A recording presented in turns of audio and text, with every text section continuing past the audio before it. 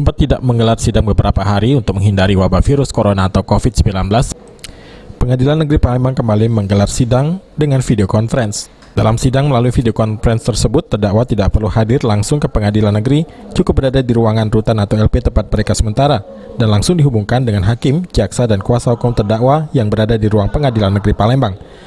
Dalam sidang dengan video conference tahap awal ini, PN Palembang masih mengalami kendala, diantaranya sinyal yang sering mengalami gangguan, hingga ada beberapa sidang yang harus ditunda.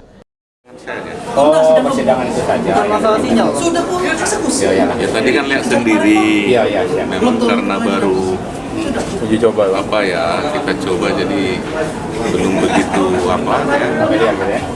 masalah sinyal atau apa tadi masih sering hilang-hilang ya. Mudah-mudahan nanti dibenahi. Ya memang karena situasinya begini yang kita prioritaskan kan perkara-perkara pidana yang tahanannya mendesak ya.